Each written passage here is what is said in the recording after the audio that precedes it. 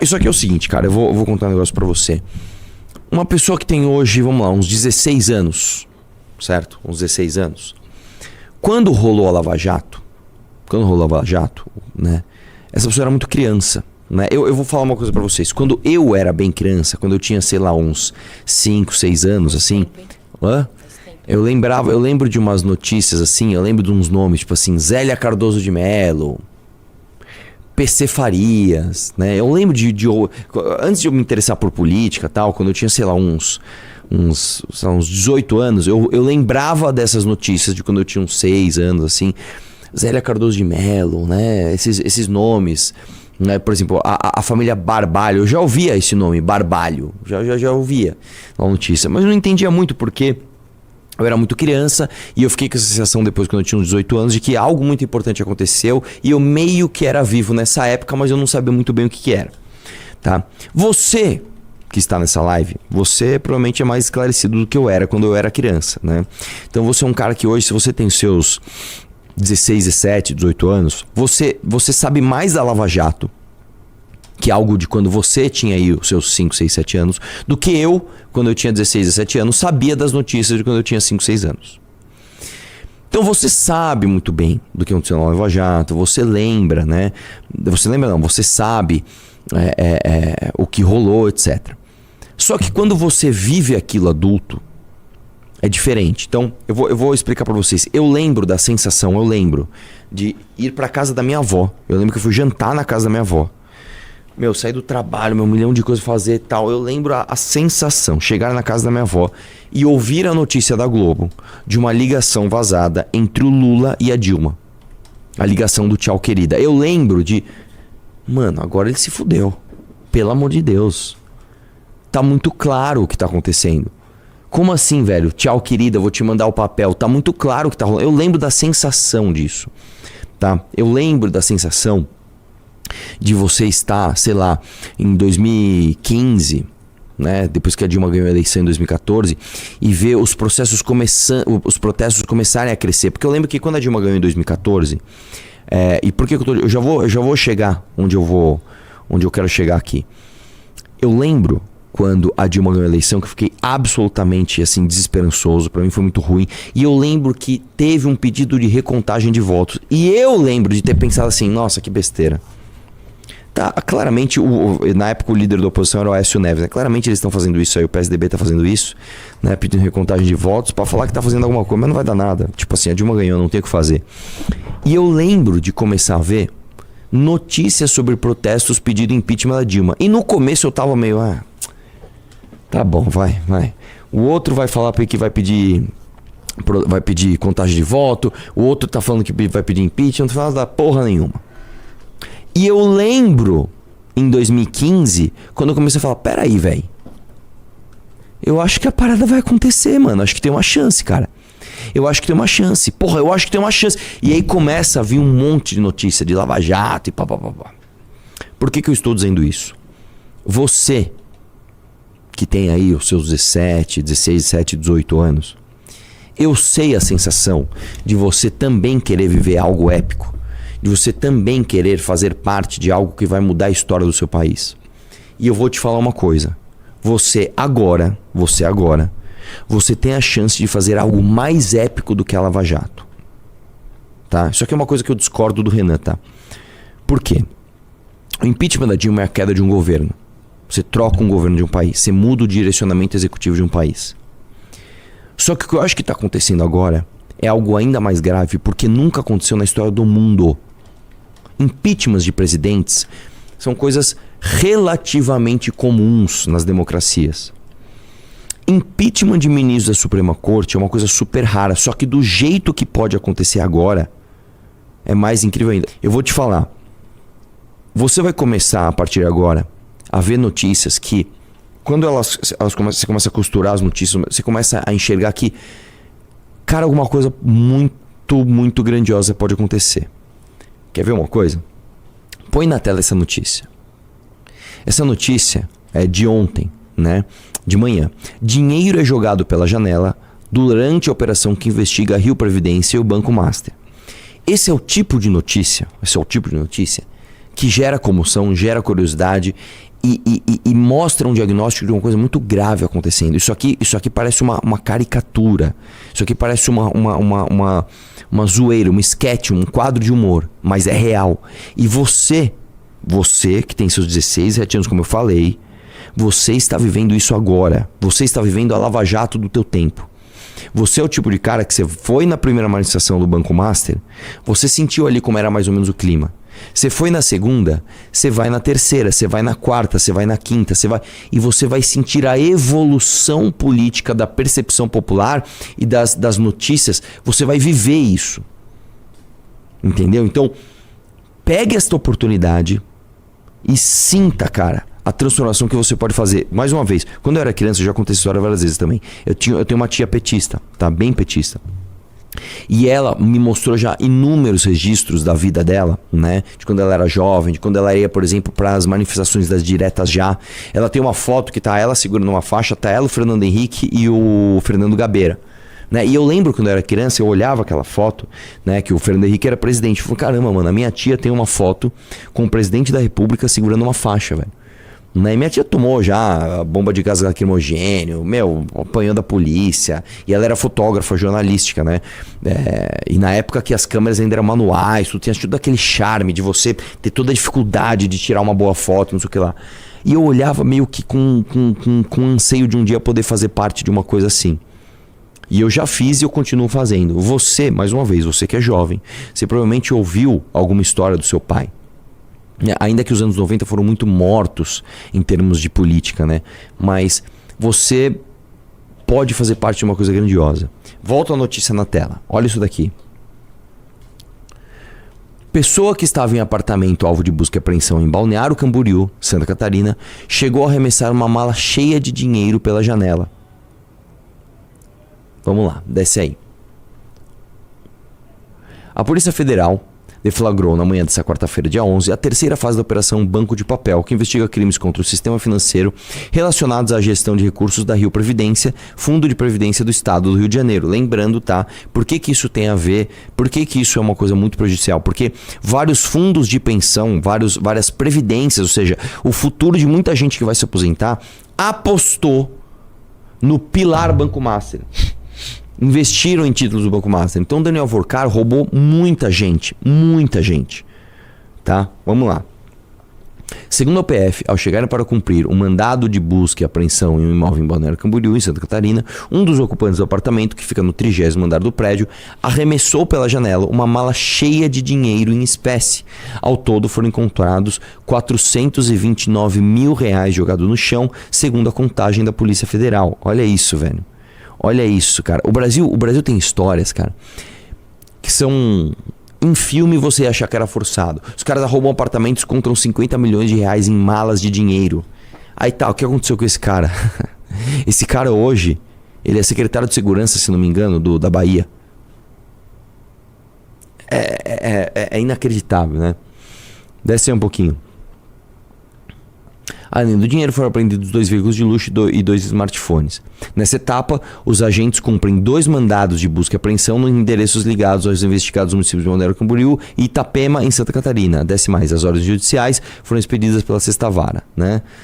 Com base em indústrio de obstrução e ocultação de provas. Desce aí. Olha a foto do cara jogando o dinheiro pela janela, cara. Olha isso. Olha isso.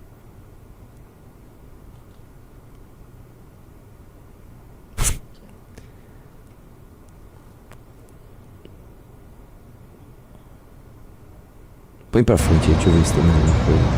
Essa imagem de helicóptero. Esse dinheiro provavelmente caiu no quintal de uma outra casa, é isso? Imagina, velho.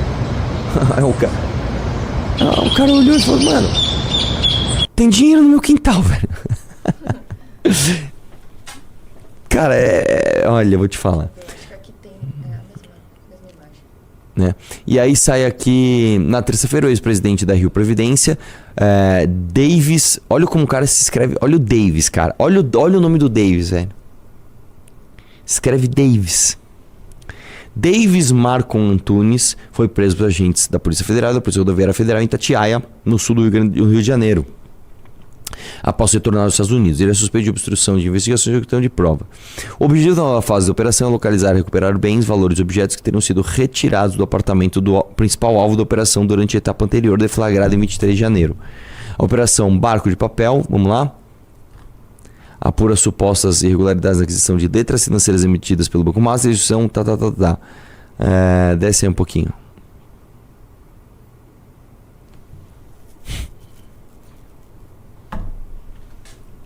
Os caras são demais, né, velho? Vamos lá.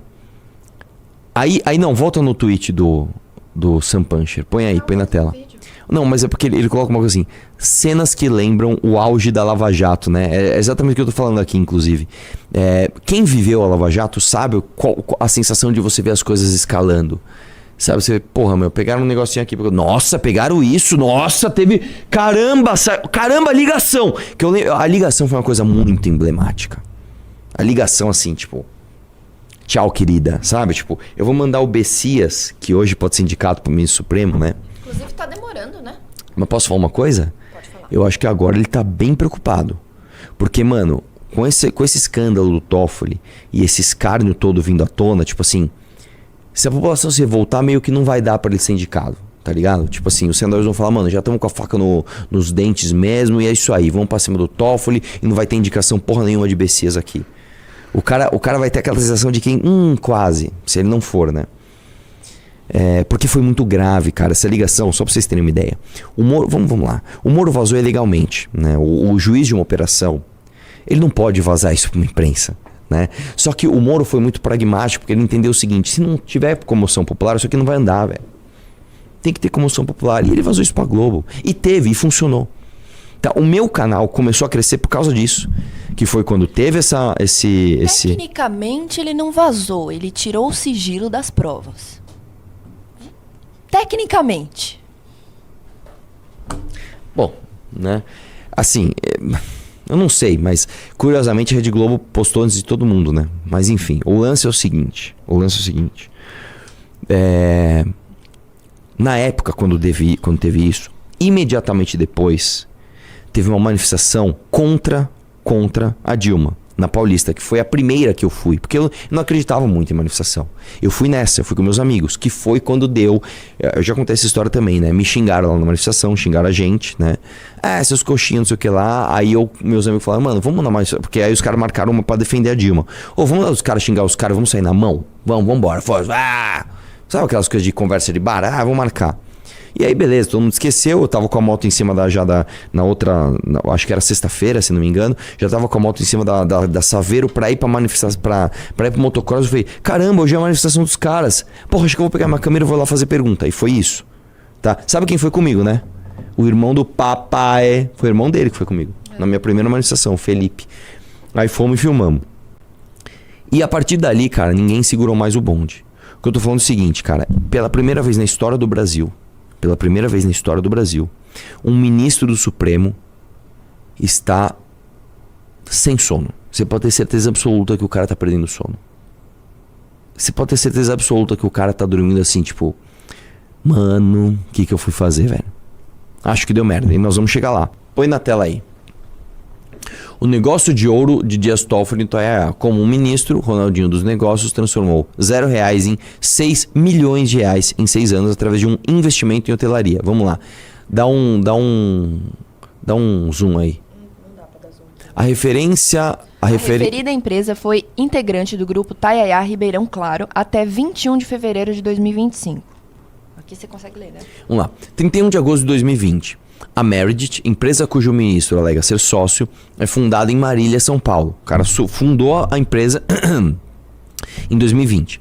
3 meses depois, a mesma Meredith vira sócia do Resort Itanhaém, passando a ser dona de cotas que representam 4 milhões de reais mediante compensação de crédito.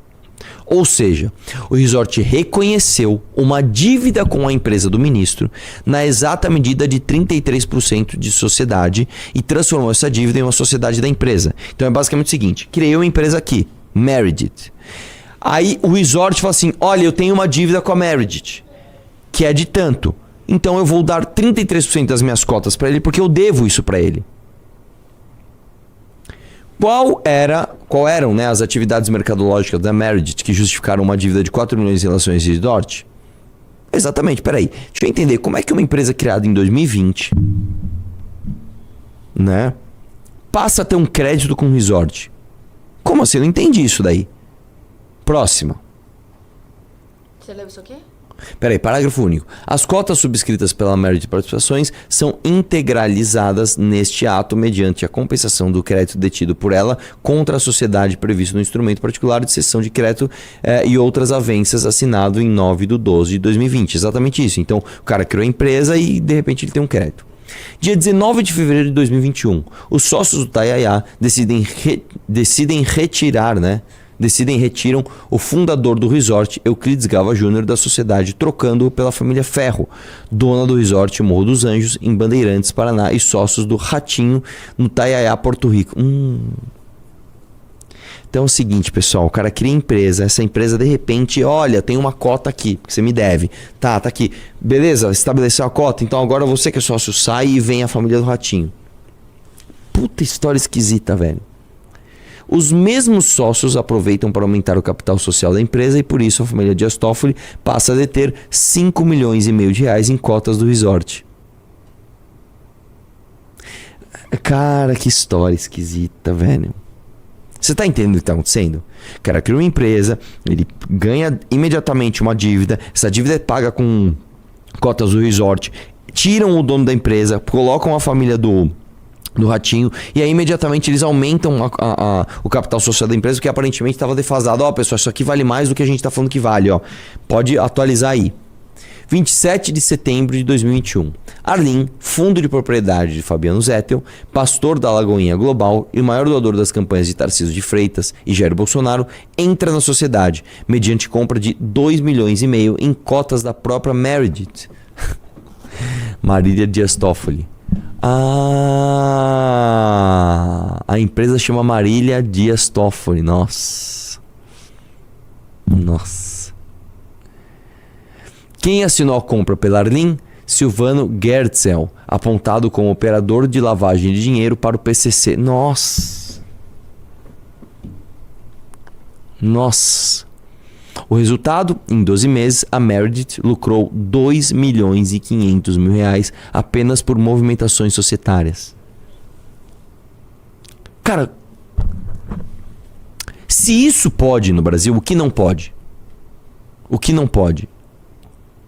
A saída final, dia 21 de fevereiro de 2025, por fim, a Meredith sai da sociedade do Tayaya mediante a venda de 2,8 milhões. Isso aqui, sabe o que é isso? Eu vou falar, isso se chama lavagem de dinheiro. Você tem um dinheiro, você precisa lavar esse dinheiro, magicamente você dá um acerto na sua vida. Você cria uma empresa, ela vira cota no resort, esse resort imediatamente se valoriza e você vende essas cotas. Eu sou muito bom, vou fazer o quê? Eu transformei uma empresa de R$0 em 6 milhões de reais. Para PHB Holding. Quem é PHB? Simplesmente Paulo Humberto Barbosa, advogado de confiança de Joesley e Wesley Batista, os mesmos que tiveram, sob a representação da PHB e da empresa do Dias Toffoli, a suspensão de uma multa de 10 bilhões de reais no Natal de dezembro de 2023. Não foram eles que viajaram com o Lula também? Esses tempos atrás aí? Vamos lá, já entendi tudo o que aconteceu. Também, a gente tá fudido. O lance é o seguinte, cara. O lance é o seguinte. Vamos supor que eu sou um juiz e eu quero vender uma sentença. O cara chega, mano, tem como você acabar com uma multa minha aqui? Qual é o valor da multa? 10 bilhões de reais. 10 bilhões? Tá, você me paga quanto? Tô dando um exemplo, tá? Eu te pago 10 milhões. Pode ser? Você vai tirar uma multa minha de 10 bilhões e eu vou te pagar 10 milhões. Então fechou, feito o acordo. Como que eu vou te pagar? Vamos fazer o seguinte. Eu vou criar uma empresa agora, em 2020, e vou comprar cota de um resort. Daí, sabe o que a gente faz? Esse resort vai valorizar. Esse resort vai valorizar. Porque eu vou chamar celebridade. Depois eu vou vender as cotas. Eu comprei, valorizou, vendi. E aí, beleza. Aí eu sou um aso dos negócios. Pode ser assim? Pode ser assim. Foi isso que aconteceu, cara. Foi isso que aconteceu. O juiz da causa... Ele mesmo, ministro Dias Toffoli. São muitas coincidências. Certamente o ministro deve lançar um curso de investimento. O cara é um mito dos negócios. Mais um. Manda isso pra mim no privado, por favor.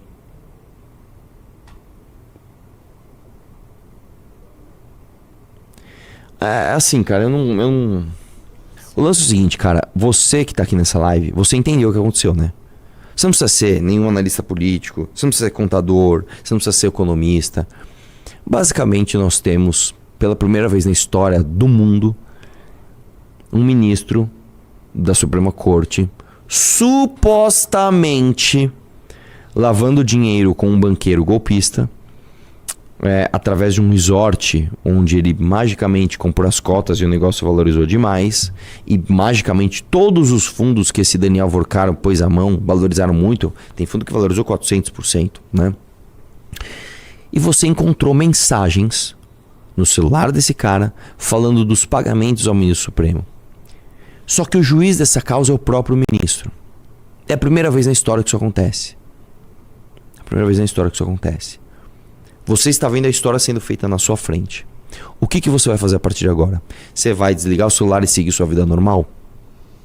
Ou você vai ficar engajado nessa porra? Espalhando pra caramba as notícias, cobrando todo mundo pra bater nisso. Porque eu não tô vendo os bolsonaristas baterem nisso também. Você tá vendo o Nicolas falar disso? Você tá vendo? Eu não tô vendo não, velho. Nós temos que cobrar os caras. Vai ter manifestação. A gente provavelmente vai fazer manifestação, provavelmente dia 21, depois do carnaval. E aí? E aí?